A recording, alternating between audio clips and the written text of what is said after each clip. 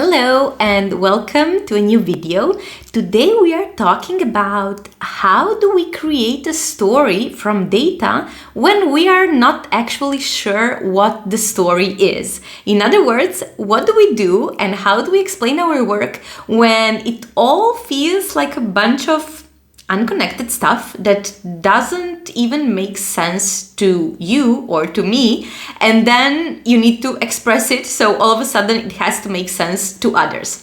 So that's a question inspired by a recent Q&A, and someone asked me this question and I found it super interesting because it's really not trivial. Like finding a story in your work, it's normal that it's challenging because it's not trivial. It's something that requires time, it requires practice, and it requires some skill, actually. So I'm going to give you a bunch of suggestions and hopefully you will find something useful. So when people come to me and they say, yeah, but my data doesn't even make sense to me, how am I supposed to make it make sense for others?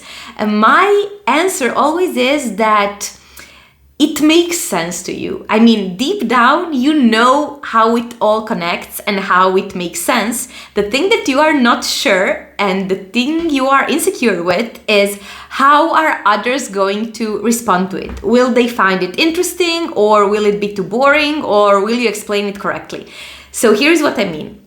Whenever you feel that your data is a bunch of mess and you don't know where to start from, like what is the message that I want to convey, I really want to invite you to ask yourself, what if I should say only one sentence, only one piece of information, if I should give only one piece of information to my audience, what would that information be? What would that sentence be? And just by answering this question, it will instantly become much clearer what is actually the story underlying your data. That's the first thing. The second thing is your data is never a bunch of mess because you've been working on your project for a long time, which means that you know those stuff inside out. The only thing that you need to do now is just to find a way it makes your work relatable to other people. And that's also a nice exercise to do because that's actually what makes a story. That's actually how you make sure your data tells a story. You think about the people you are talking to or the people you are writing to, and you ask yourself, what do these people need? Like, what is the best information people can get from me in a way that really impacts their life, in the way that's really interesting to them. So that's something that it's not super hard to do because if you just ask the right questions, your brain will give you the right answers. The point is just find out how you navigate this sort of mess and put your ducks in a row so it makes sense in the end. So those are two tips regarding storytelling itself. Like really ask yourself about the impact of your work and how does your work specifically impact the people you are talking to.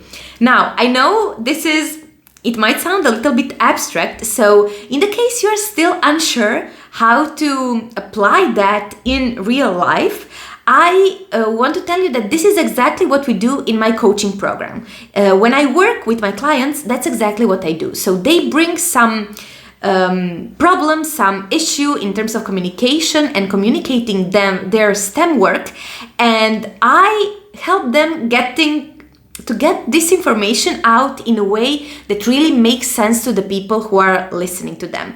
And a bunch of time, actually the vast majority of times, those people who are listening are actually not experts in the field, which adds another layer of complexity of how this should be done and how to make sure they are actually paying attention to what you have to say. So in case you are interested in this kind of help and you feel that you want to find out more about this and see whether this would work for you or not, I will leave a link down below in the description in which you can schedule a completely free discovery call with me, in which we can discuss, of course, your challenges, your specific issues that you are facing communication-wise in your STEM career, and we can see if we are a good fit to work together, or if not, I would be more than happy to just help and see where you're at to hopefully clarify a little bit what should your next step be. Thank you so much for watching this video and for listening. Hopefully you will find it useful, and talk to you in the next video. Bye bye.